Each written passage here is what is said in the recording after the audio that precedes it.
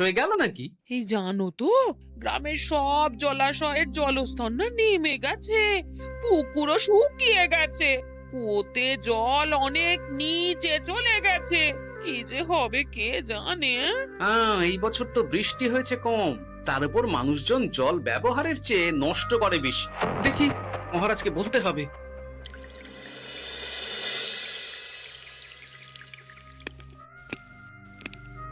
এই তো গোপাল এসে গেছে।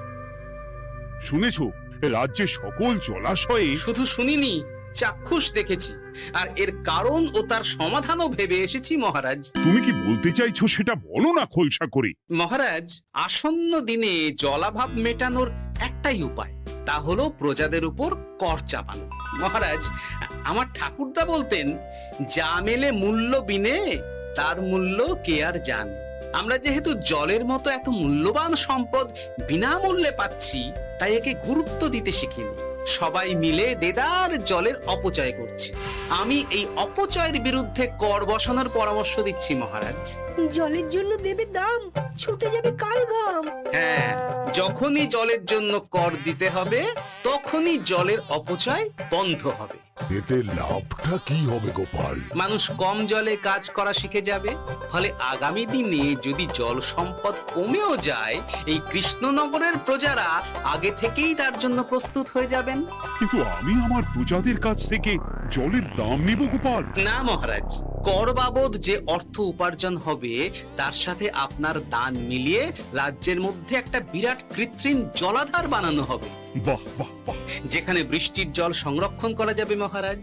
এতে সারা বছর ধরে আর কোনো জলের অভাব থাকবে না মহারাজ। গোপালের প্রস্তাব বড় ভালো লেগেছে। আগামী দিনে ইতিহাসে এই কর্মযজ্ঞের কথা লেখা থাকবে বলেই আমার বিশ্বাস।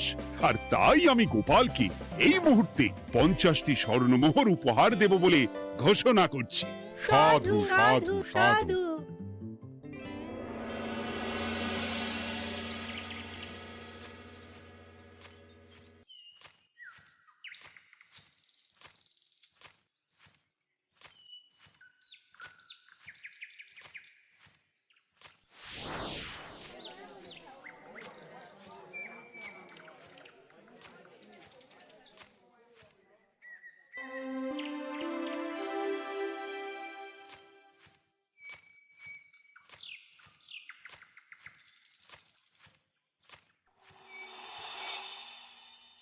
মানে আমার এই এতটুকু স্বাদ তুমি পূর্ণ করবে না? আমি কি নিজের জন্য চেয়েছি নাকি? সবই তো পাবে তোমার মেয়ে আর জামাই। হ্যাঁ, সে বুঝেছে গিন্নি, তাই বলে এতগুলো মুদ্রা আমি খরচ করতে পারবো না। পারবে না? আমি তাঁতির বাড়ি থেকে মেয়ে জামাইয়ের জন্য কয়েকটা শাড়ি আর ভালো পাঞ্জাবি কিনে একটু পাঠাবো। কিন্তু এখন আমার কাছে অত মুদ্রা নেই গিন্নি, পরে পেলে আমি ঠিক তোমার স্বাদ পূরণ করব। আবার বাজে কথা বলার জায়গা পাও না তুমি। এতক্ষণ কোথায় ছিলে গো? আমি বেলায় নদীর পাড়ে গিয়েছিলাম, তখন কমলা আমাকে বলল তোমায় নাকি দেখেছে। কি দেখেছি?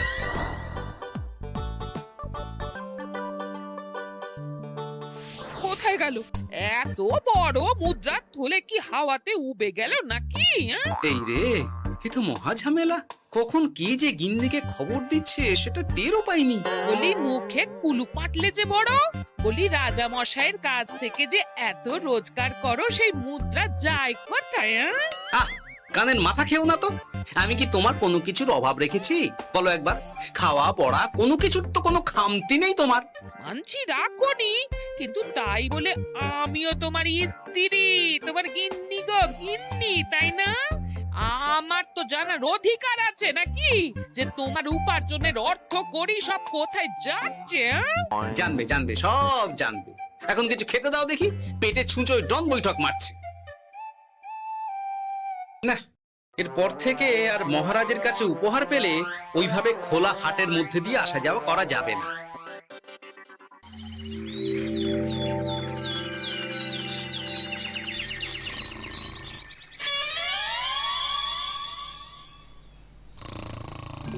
তোমার আর কোনো চিন্তা নেই গোপাল।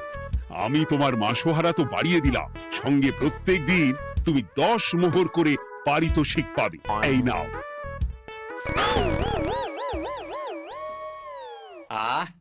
এই ভোরবেলায় একটা জব্বর স্বপ্ন দেখা গেল বটে। এই স্বপ্ন ফলে গেলে আর কোনো চিন্তা নেই। গিন্নি, ও গিন্নি, বলি গেলে কোথায়? গিন্নি, সাড়া নেই। ও গিন্নি, রাগ করলে নাকি গো? আরে এসো এসো, এমন একটা স্বপ্ন দেখেছি না যে তোমার আর কোনো চিন্তা থাকবে না গিন্নি। মোহর আর মুদ্রা একেবারে ঝরে পড়বে গো।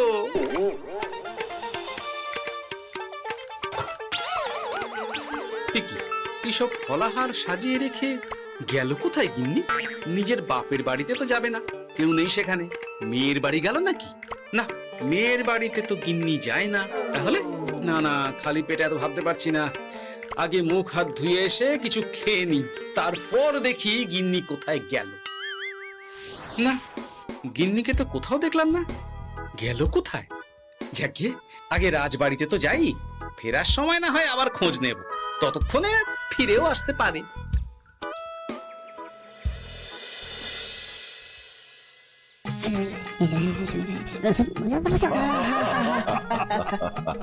বাহ বাহ বাহ, একেই বোধহয় বলে সঙ্গগুণ।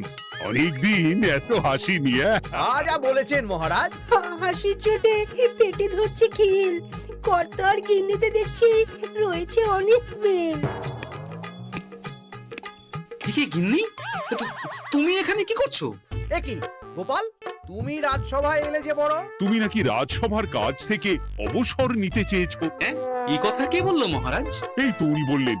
বলি আমি আবার কি করব? তুমি আমায় একটা কাজ দিলে আর সেটা আমি করব না বলো? আমি তোমায় কাজ দিলাম? কি কাজ? বাবা গোপাল, তুমি কি আকাশ থেকে পড়লে নাকি? তুমি তো তোমার গিন্নিকে বলে পাঠিয়েছো যে তুমি আর রাজসভার কাজে যোগ দিতে চাও না। তোমার নাকি আর কাজে মতি নেই, তুমি বিশ্রাম চাও। এই রে, গিন্নি দেখি ভয়ঙ্কর চাল দিয়েছে। আমার নামে রাজসভায় এসে এইসব বলেছে। তাই কথা ঠিকই গোপাল, যে তোমার অবসর গ্রহণের কথা শুনে আমি বিশেষ মনমরা হয়ে পড়েছিলাম। কিন্তু তোমার গিন্নি যেভাবে রাজসভায় হাসি মজা হুল্লোড় পরিবেশন করছে, তাতে আমার মনে হচ্ছে এ সাপে বর হয়েছে। এই বেলা যদি গোপালকে কায়দা করে রাজসভা থেকে তাড়ানো যায়, তাহলে আমার পথ থেকে বিরাট বড় একটা কাঁটা উপড়ে ফেলা যাবে। গোপাল গিন্নি সবার মধ্যে বিলিয়েছেন হাসি, তার জন্য রাজামশাই হয়েছেন ভারী খুশি। হ্যাঁ গোপাল, তাই আমি ঠিক করেছি তোমার স্থানে আমি তোমার গিন্নিকেই বহাল করব। হ্যাঁ, তোমার সঙ্গে ঘর সংসার করে ওর বুদ্ধি বেশ খোলতাই হয়েছে, সেটা বোঝাই যাচ্ছে। এছাড়াও আমাদের অনেক পরামর্শ দিয়ে সাহায্যও করতে পারবে। তাছাড়া উনি মহিলা বলে অন্দরমহলেও যেতে পারবেন, রানীমাও খুশি হবেন বলেই তো আমার বিশ্বাস। কি গোপাল গিন্নি, তোমার এই কাজ করতে কোনো আপত্তি নেই তো? আপত্তি কেন থাকবে মহারাজ? আমি ধন্য আপনি আমায় এত বড় সম্মান দিচ্ছেন বলে। এ তুমি আমার কত বড় সর্বনাশ করলে গিন্নি। তুমি কিনা শেষে আমার চাকরিটাই খেলে। এটা গোপালের জন্য বড় ভালো হলো, তাই না? কোনো কাজ করতে হবে না, কিন্তু রোজগার আগের মতোই থাকবে। অবসর আর উপার্জন একসাথে। না হে গোপাল, তুমি আর এখানে কাঁচু মাচু মুখে দাঁড়িয়ে না থেকে নিজের বিশ্রামে ব্যাঘাত ঘটিও না। আমাকে সবার কাজ শুরু করতে দাও। যথা আজ্ঞা মহারাজ।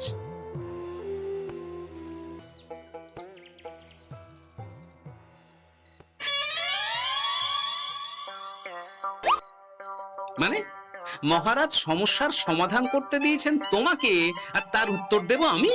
কেন? তুমি আমার চাকরি খাবে আর তোমার সেই চাকরি রাখার দায় নেব আমি? হ্যাঁ হ্যাঁ নেবে। মানে কাল রাজসভায় মহারাজের সমস্যার সমাধান করব, সেই মতো কথা দিয়ে এসেছি। হ্যাঁ, আগাম 10টা মুদ্রাও বাগিয়ে এনেছি। তার থেকে তোমায় একটা মুদ্রা দিলাম। এখন মানে মানে আমাকে উত্তর বলে দেবে, না হলে আমি কেন দেব? আমি পাবো একটা মুদ্রা, আর তুমি আমার কাছে উত্তর জেনে নিয়ে সেটাই বলে পাবে 9 মুদ্রা। কিছুতেই না। বলবে না? না। তাহলে ভালো করে শুনে রাখো, আজ থেকে ঘরের উনুনে হাঁড়ি চড়বে না। চাকরি তো খুইয়েইছ, এবার না খেয়ে প্রাণটা খোয়ানোর জন্য তৈরি হয়ে যাও। হ্যাঁ। ওরে বাবা, এমন কথা কেন বলছো গো গিন্নি? তুমি তো জানো যে খিদে একদম সহ্য করতে পারি না। এখন যদি তুমি এইসব বলো, তাহলে আমার রক্ষে নেই গো। বেশ, তা তাহলে আমি যা জানতে চাইছি শ্বশুর শ্বশুর করে বলে ফেলো দেখি। এ আমি কি শাঁখের করাতে পড়লাম রে বাবা! ঠাকুর, এত দুর্ভোগ লেখা ছিল, ঘরে বাইরে সব জায়গায় এত হেনস্থা যে সহ্য করা যায় না ঠাকুর।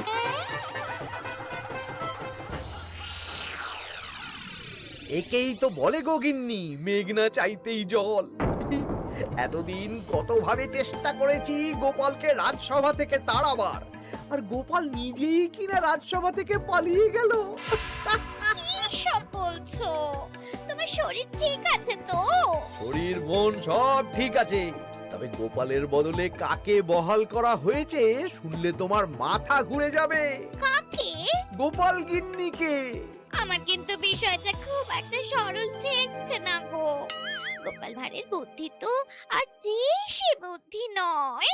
উনি যাই করেন খুব ভেবে চিন্তে করেন, এর পেছনে আবার কোনো মতলব নেই তো। এটা তুমি মন্দ বলনি গিন্নি। গোপালকে নিয়ে সত্যিই কোনো বিশ্বাস নেই। ও কখন কি ঘোট পাকাচ্ছে বলা যায় না। আমাকেও সাবধানে থাকতে হবে।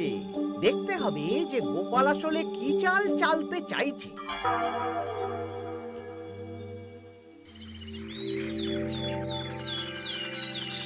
হ্যাঁ গোপাল গিন্নি, এই একটাই প্রশ্ন আমায় সারা রাত ধরে জাগিয়ে রেখেছে।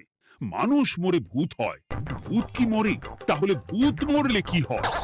মানে মহারাজ, এই প্রশ্নের উত্তর আমার আজকে দিতে ইচ্ছে করছে না। হ্যাঁ, আমি না হয় আপনাকে আগামীকাল এই প্রশ্নের উত্তর দেব, ঠিক আছে? হ্যাঁ, গাছ থেকে পড়ে গেলে জাপটে ধরে ডালকে, আজকের প্রশ্নের উত্তর উনি দেবেন কালকে। না হে গোপাল গিন্নি, তা হয় না। এই প্রশ্ন আমাকে সারা রাত বিচলিত করেছে। আবার যদি আজকেও এই প্রশ্নের উত্তর না পাই, তাহলে তো আবার একটা নিদ্রাহীন রাত আমাকে কাটাতে হবে।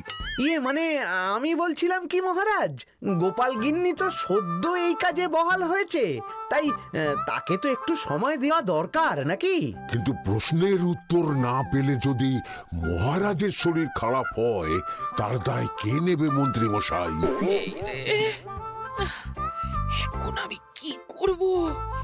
এ তো মহা বিপদে পড়লাম দেখছি। আচ্ছা মহারাজ, ঠিক আছে ঠিক আছে, আমি এই প্রশ্নের উত্তর দেব, কিন্তু আমার না একটু সমস্যা আছে।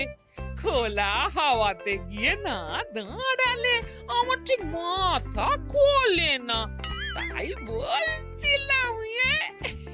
তাই না হয় যাও, হাওয়া খেয়ে এসে মাথাটা খোলতাই করে নাও, কিন্তু এই প্রশ্নের উত্তর আমাকে আজকেই দিতে হবে। হ্যাঁ,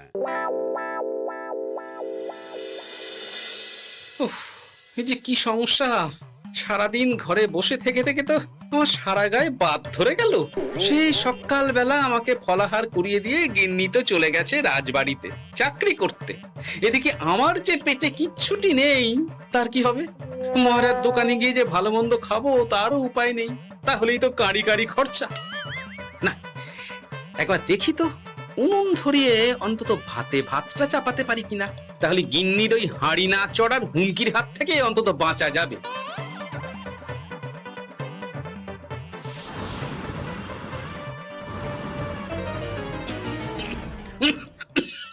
ও বাবা গো, ও বাবা, এত কেসে কেসে সোজা শেষ যাত্রা হয়ে যাবে আমার। না, এর চেয়ে না খেয়ে মরাও ঢের ভালো। দেখি তুমি বাড়িতে কেন? এত হাঁপাচ্ছ কেন? ষাঁড়ে তাড়া করেছে নাকি? আরে না গো, মানুষ মরে ভূত হয়, ভূত কি মরে? তাহলে ভূত মরলে কি হয়? খোলা হাওয়াতে গিয়ে না দাঁড়ালে আমার ঠিক মাথা খোলে না। ও, এই হলো ব্যাপার। বেশ, এর উত্তর তোমায় আমি বলে দিচ্ছি। ভূত মরে প্রথমে এক ঝুড়ি অন্ধকার হয়, সেই অন্ধকার হাওয়াতে উড়ে বেড়ায়। এক সময় সেই অন্ধকার পাতলা হতে হতে কুয়াশার মতো হয়ে যায়। ব্যাস, মিটে গেল। ব্যাস, মিটে গেল।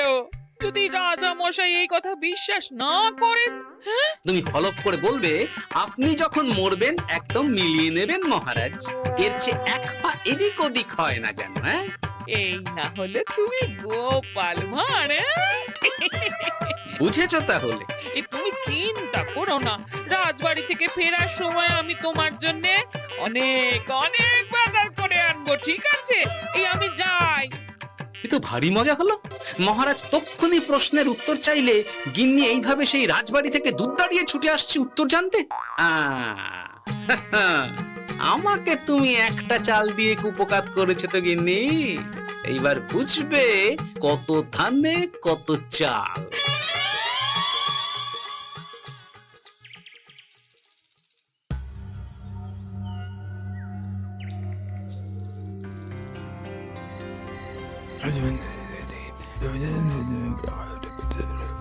বুঝেছিস তো তোর কাজটা? খুব বুঝেছি গোপাল দাদা।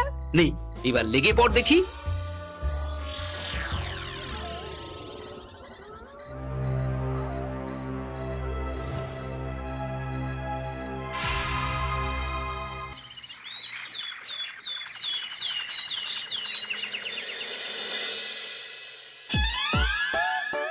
তাহলে আর বলছি কি তোমাদের, সকালবেলায় উঠে দেখি মুখের এই হাল। এই কাণ্ড কি করে হলো মহারাজ? আহ, তার আমি কি জানি। আমি সকালে উঠে আয়নায় নিজেকে এই অবস্থায় দেখে খুব চিন্তায় রয়েছি। গোপাল গিন্নি, আগে মহারাজ, গোপাল থাকলে যে কাজ করত সেটা তো তোমাকেই করতে হবে, বলতে হবে এর সমাধান কি। হ্যাঁ মানে মানে আমি হ্যাঁ হ্যাঁ, আমার মনে আছে। তোমার তো আবার হাওয়া না খেলে চলে না। যাও যাও, তাড়াতাড়ি হাওয়া খেয়ে এর উত্তর নিয়ে এসো।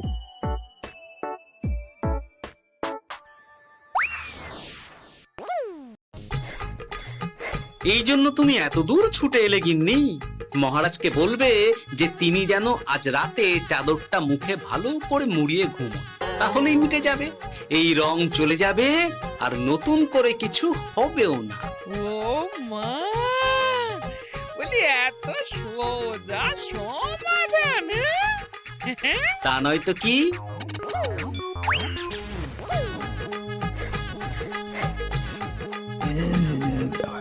কাল সারা রাত আকাশে একবার দেখলাম চাঁদ উঠেছে, আর একবার দেখলাম ঘোর অমাবস্যা। এর কারণ কি? একই রাতে দুই তিথি হয় কি করে?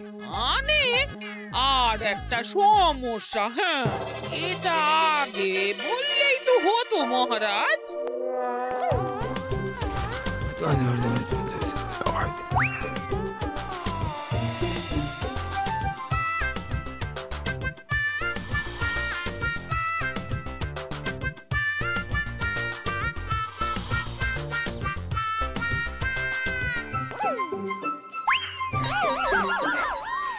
এ কি, তুমি হাওয়া খেতে গিয়ে এইভাবে খাবি খাচ্ছ কেন গোপাল গিন্নি? এর কারণ আমি জানি মহারাজ। সে কি কাণ্ড!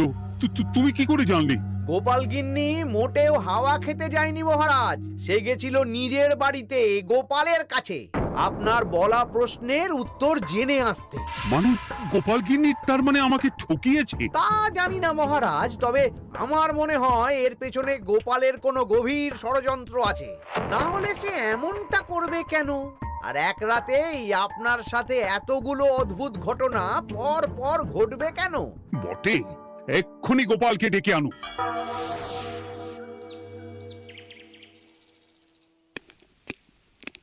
না মহারাজ, আমি সত্যি অবসর চেয়েছিলাম, আর তাই আমার গিন্নি আপনার কাছে এসে বলেছিল। ওর কোনো দোষ নেই মহারাজ। না মহারাজ, আমি মিথ্যে কথা বলেছি, হ্যাঁ। উনি আপনার কাছ থেকে পাওয়া সোনার মোহর নিয়ে বাড়ি যান না, তাই আমি ওকে শায়েস্তা করতেই এই ফন্দি করেছিলাম। আসলে মহারাজ, আমি আপনার কাছ থেকে পাওয়া সোনার মোহর জল প্রকল্পের কাজে লাগাবো বলে কিছু জনকে নিয়ে একটা দল গঠন করতে গিয়েছিলাম, আর তাদের কাছেই ওগুলো রেখে এসেছি। এটা যদি আমার দোষ হয় তাহলে আমি ক্ষমা প্রার্থী মহারাজ। সাধু গোপাল, সাধু তোমার উত্তর। এই কাণ্ড! আর এদিকে রাজবাড়ি থেকে বাড়ি, আর বাড়ি থেকে রাজবাড়ি করতে করতে আমার প্রাণ ওষ্ঠাগত হয়ে গেছে মহারাজ। ওহ, আমার ঘাট হয়েছে, আপনি আমায় ক্ষমা করে দিন মহারাজ। এইবার মজার টের পেয়েছ তো গিন্নি? আপনি আপনার আদরের গোপাল ভাঁড়কেই তার চাকরি ফিরিয়ে দিন মহারাজ। আমি যাই আমার কেশেল সামলাতে। কেলে পচা খুব ভালো করেছে বলতে হবে।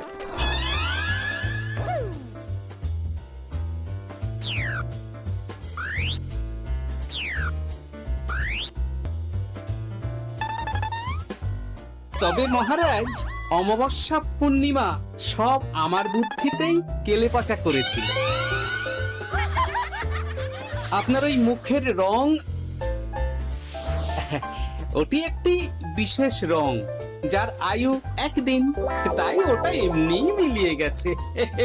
হ্যাঁ, সেই বরং ভালো। তুমি তোমার গিন্নিকে নিস্তার দাও গোপাল। তাছাড়া আমিও আমার গোপালকে ছেড়ে আর থাকতে পারছি না। যথা আজ্ঞা মহারাজ। আমারও যে আর এই অবসর ভালো লাগছে না মহারাজ। গোপাল ছাড়া রাজসভা যে লাগে ফাঁকা ফাঁকা, তাই তো আবার চাকরিতে তাকে বহাল রাখা।